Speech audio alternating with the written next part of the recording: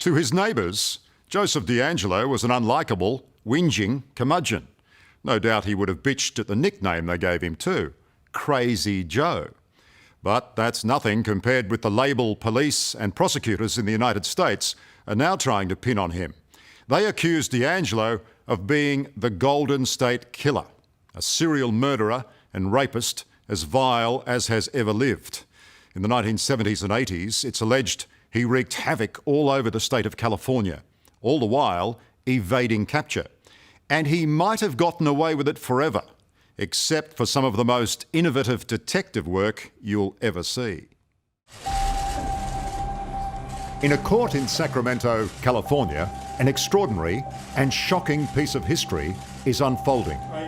A frail old man is being accused of monstrous crimes. Joseph James DeAngelo, your true and correct legal name? But looking at this 72-year-old now, only an angry glare gives away any hint that for decades, Joseph James DeAngelo was America's most wanted man, the Golden State Killer. How confident are you that you have the right man? It's 100%. Not a shadow of a doubt. Not a shadow of a doubt. If DeAngelo is the notorious Golden State Killer, and the overwhelming evidence says he is, then he is evil beyond comprehension. Someone who committed at least 13 murders, more than 50 rapes, and an untold number of burglaries.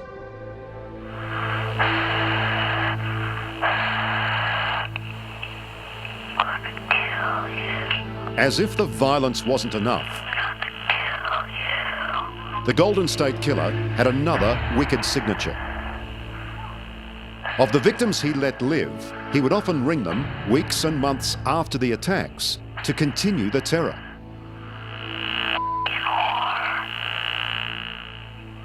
The taunting still haunts Margaret Wardlow and Jane Carson Sandler.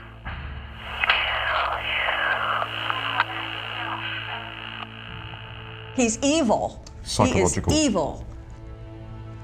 He's a psychological, evil, psychotic, crazed madman. Do you think it's just luck of the draw that he didn't kill you? I think that had it been a couple years later, I think I probably would have died. A cruel, sadistic serial predator, DeAngelo eluded capture for 42 years. Until a clever cop used some extraordinary nous to nail him. That's his house there. That is his house right there, where Joe DeAngelo was settled right here in the midst of this, and nobody had any idea. Bringing the murderer to justice had been Detective Paul Hull's unsuccessful obsession for more than 20 long years. But frustration turned to fruition when he had the idea to upload DNA taken from the Golden State Killer's crime scenes to genealogy websites like Ancestry.com and Gedmatch.com. His hope was that someone searching their family tree might provide a full or partial DNA match. So that's a bit like Tinder for DNA. I guess that's a way to kind of look at it. The search takes anywhere from 24 to 48 hours. Within a day, I had the list of potential relatives to the Golden State Killer.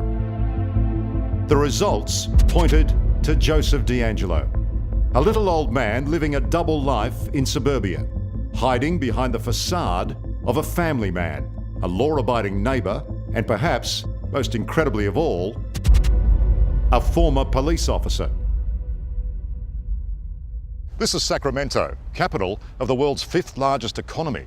It's the Canberra of California, home to the Golden State's parliament, its treasury, and the governor's residence. And now, tragically, home to one of this country's worst ever serial predators.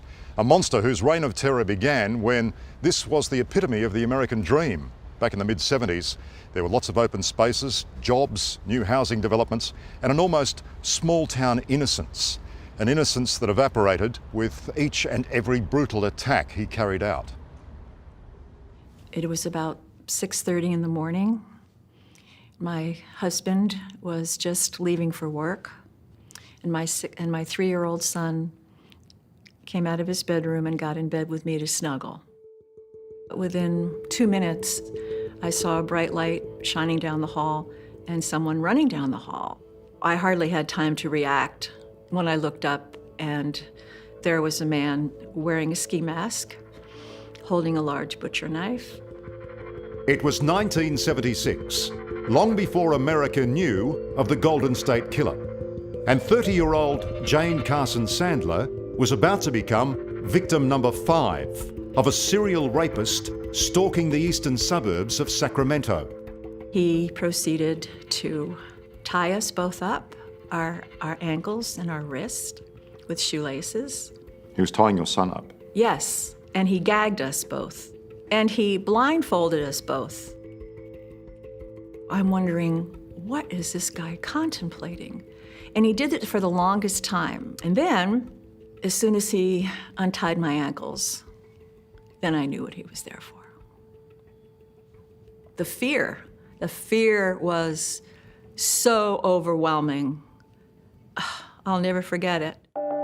Callously, after sexually assaulting her, the attacker spent more than an hour inside Jane's house, helping himself to what was in her cupboards, and even cooking a meal before finally leaving. When you found out that you were victim number 5 and that your rapist was a serial offender, did that make any difference to how you felt? Well, I figured if I was number 5, there's going to be probably a number 6, 7, 8, but I never realized it would be up to 50.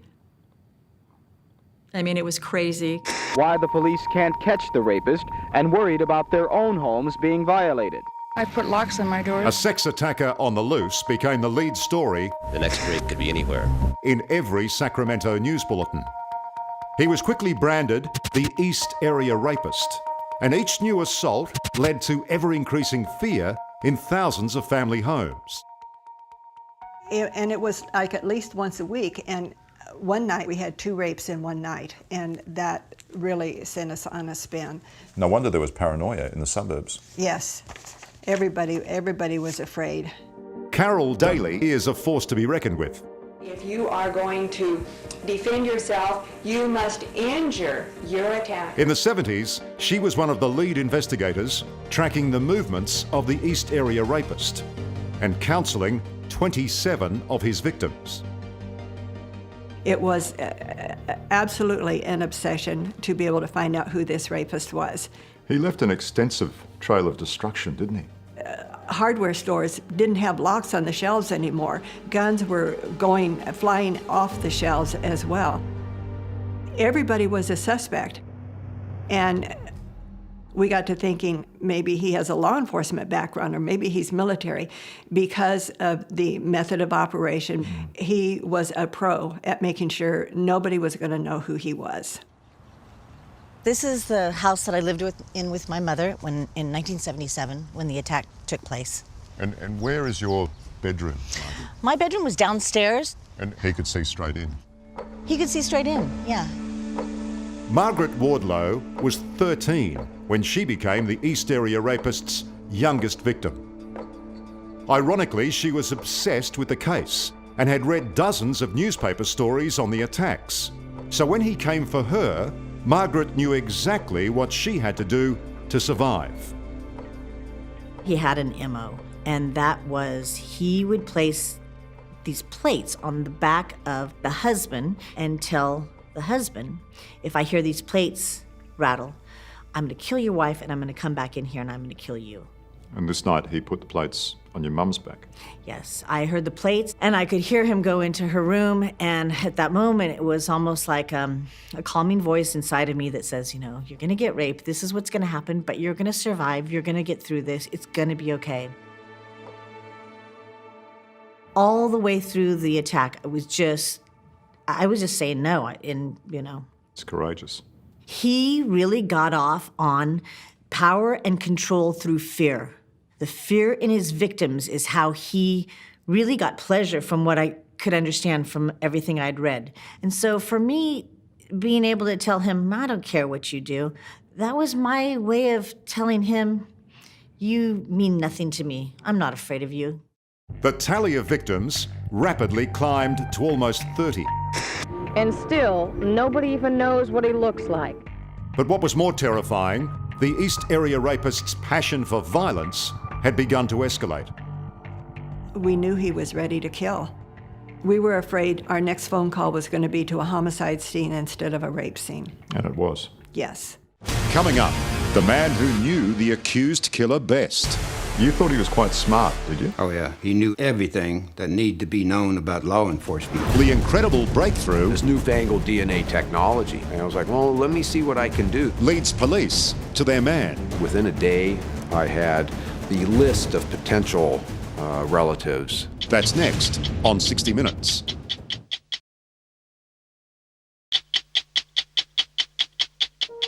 Joseph DeAngelo. 72-year-old Joseph DeAngelo is accused of being one of America's worst serial murderers and rapists. He managed to evade capture for over 40 years, and that's likely because he was a police officer. It was a career that began here in the tiny town of Exeter, California, and where he learnt to hide his criminal perversions. You thought he was quite smart, did you? Oh, yeah. He knew everything about everything that needed to be known about law enforcement. Up until a few months ago, Farrell Ward counted Joseph DeAngelo an old friend. They worked together as police officers in Exeter and socialised on the weekends. Farrell now looks back at the crime scenes they attended together with a very different perspective on his brother-in-arms. DeAngelo had everyone, including his law enforcement colleagues, fooled. If he'd committed a crime here in Exeter, he would come out and do the follow-up investigation, and there wouldn't be no evidence, because if he turned up any evidence, it'd probably most likely been him. He could destroy it. Yes, very easily. Yeah. And no one could have picked it up because he was just that good at what he did. I mean, he was he was free for what, 40 years, 45 years in the FBI, and the very best technology they got out there, they couldn't find the guy, you know. So maybe you were right. Maybe he was smart after all. Oh yeah, he was. He was one smart cookie. So this is the neighborhood where the East Area Rapist started attacking. But ultimately, not as smart as Detective Paul Holes, who, after more than 2 decades of investigating, finally figured out DeAngelo's lies. All the houses are single-story. He rarely went into a neighborhood that had 2-story houses. He liked to move around, hop fences, and move through the backyards. Detective Holes says in the mid-1970s, Joseph DeAngelo moved from Exeter to the suburbs of Sacramento, which then became the rogue cop's new hunting ground. As far as the law enforcement training, he understood exactly how patrol was going to respond to an attack that had occurred. And so he would park his car at locations so he could, as law enforcement is potentially responding, slip through that and get to his vehicle many blocks away from where the victim's house was to be able to drive. Joseph DeAngelo used to work here, a police officer by day, and by night, the East Area Rapist. The first 44 rapes and 2 murders were committed while he was a cop here, until he was caught shoplifting a can of dog repellent and a hammer. The police chief sacked him on the spot. And a few weeks later, a prowler turned up at the chief's home outside his daughter's window. He was convinced it was a vengeful DeAngelo, but staggeringly, the police chief never followed it up. It was the one big clue that could have put a stop to all the killing. Jane, when no one followed up his dismissal from the police force for shoplifting. Yes, it's crazy. For rape victim Jane Carson Sandler, that oversight should have been the moment Joseph DeAngelo's secret was uncovered. That's surprising, isn't it? Very surprising. That's probably the biggest miss of the entire investigation. I isn't it? agree. I agree. I agree. In 1979, the spree of sexual assaults in Sacramento stopped abruptly for no obvious reason.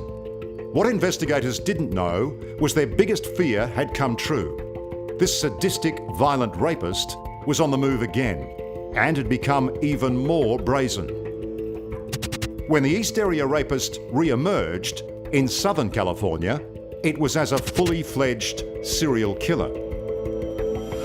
So he starts off as the East Area rapist, That's correct. and that name gets changed to the Golden State Killer. Yes. So you see an offender that over the course of more than a decade, he's moving through the state, and at that point in time, law enforcement is not conclusively connecting the dots that this is the same guy. He is probably the only offender that I know who has had different monikers when it was an unsolved series. The Golden State Killer murdered 13 people across the state of California. Added to the 50 rapes and various other assaults and kidnappings, he became one of the United States' most hunted fugitives. Every detective in the country wanted to solve the crimes, including Detective Paul Holes, who first got his hands on the case files in 1994. You started investigating this just as DNA technology was becoming a real thing for law enforcement, didn't you? That is the reason why I initially decided, well, I need to look at this case because I have this newfangled DNA technology. And I was like, well, let me see what I can do. And since 2001, the Golden State Killer's DNA profile was up in the FBI's CODIS system, which is the FBI's DNA database. That's a national database. That's a national database. It's over 16 million profiles in that database. It didn't hit. Because Joseph DeAngelo had never been convicted of any crime, in trouble with the police on that level. He was not in any database. He had never been convicted of a crime that qualified him to be compelled to give his DNA to be put into a database. So how did you find him? So that's where, as I sat back, just almost feeling defeated about all these years, haven't found this guy, how am I going to get this case to progress? And that's when I learned about this technique using genealogy and DNA. Paul Holes discovered that family history websites like Ancestry.com and Gedmatch.com can help track down persons of interest. One of their features is that you can enter your own DNA to find long-lost family members. But Holes took it to the next step. Using DNA collected from the Golden State Killer's crime scenes, he uploaded it to see if he could get any matches. It was a brilliant thought. Smart, modern detective work. Were you doing this, though, on a clandestine level? Did you have to create a false profile? Yes. So we created an undercover profile and uploaded the Golden State Killer's DNA profile into Gedmatch. Within a day, I had the list of potential relatives to the Golden State Killer out of Gedmatch. What was your shortlist? So we ended up with roughly 5 males that had California connections that were of the right age that caused us to have to do a little bit more research on who these individuals were to see if they had any other aspects of them that caused us to, well, we might need to look at them closer as a potential suspect. That shortlist had the name Joseph James DeAngelo. He fit the profile of the Golden State Killer perfectly. He lived in Sacramento and was the right age to commit the crimes. After secretly watching him for days, police took a used tissue out of his garbage bin and tested it for a definitive DNA match. It came up positive. The fantastic gotcha moment. There is no question that Joseph DeAngelo is the Golden State Killer. The DNA evidence that we have in this case is conclusive. Coming up, staring down the Golden State Killer. Hopefully he'll stay here till the day he dies. And case closed for a good cop. After 24 years of looking for this guy, I got you. That's next on 60 Minutes. Margaret Wardlow and Jane Carson Sandler have waited 40 years to look the man who raped them in the eyes. Today is that day. But looking at the shuffling, frail, elderly man in orange prison overalls, it's hard to picture the Golden State Killer, the monster behind at least 50 rapes and 13 murders. Seeing him in that orange jumpsuit, it must have given you some pleasure. Yes, I feel there's closure. I know where he is now. I've taken pictures of this building. I know where he is, and this is, hopefully he'll stay here till the day he dies. For Paul Holes, it's surreal to know the man he'd spent half his life searching for is now behind bars. After 24 years of looking for this guy and trying to identify him, to see him, in the interview room, on the computer monitor as I'm watching him just sit there looking dejected, was a reward in and of itself. Going, I gotcha. 42 years after his first sadistic rape, Joseph DeAngelo was finally arrested here at his home, hiding in plain sight among his suburban hunting grounds. A retired father of 3 daughters, he's been married to a local divorce lawyer for all those years. And ironically, despite specialising in the trade and being estranged from him since 1991, she has never divorced Joseph. You see, the law here says communication between spouses is privileged. You can't be forced to testify against your husband or your wife in court. In short, we may never know exactly what she knows. I have said all through the years, somebody knew who the rapist was. Former lead investigator Carol Daly still can't work out why suspicions about DeAngelo weren't raised earlier. He had a different ski mask for almost every rape, a different jacket, different shoes. If he threw them away after each use, I have no idea. What did he do with everything he stole? Did he bring them into his house? Did he hide them somewhere? So if you were a partner or a wife, Right. you think you would have some sort of inclination that something was going on. I would think so, but then, if he was out all hours of the night, it would either be divorce time or wondering, what are you up to? The Golden State Killer case is unprecedented in many ways, but above all, for the way it was solved. Perhaps it's a look into where future police investigation is heading. And that could mean cold cases all over the world could be reopened to make use of the ever-increasing wealth of DNA material stored on genealogy websites. It's a much more precise tool to be able to allow law enforcement to actually identify this guy that is committing these atrocities. And we're not seeing anything about who you are genetically. We just know, you shared a common ancestor many generations ago with our guy. At some time, somewhere in a penitentiary here in California, somebody will walk into a jail cell and say, "Sorry I put you in there, Uncle Joe. I was just looking for some distant relatives in Norway or Italy." There could be that scenario, absolutely. As it stands, Joseph DeAngelo will be tried for the 13 murders he is accused of. The 50 rapes fall outside the statute of limitations in California. But for his victims, including Margaret Wardlow, any justice is enough for the cruel man whose identity she thought she'd never know.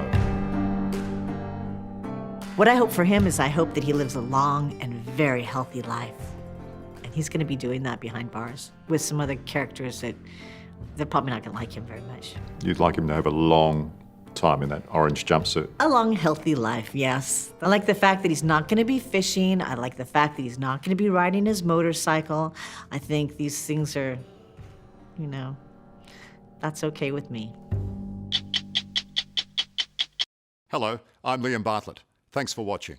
To keep up with the latest from 60 Minutes Australia, make sure you subscribe to our channel. You can also download the 9Now app for full episodes and other exclusive 60 Minutes content.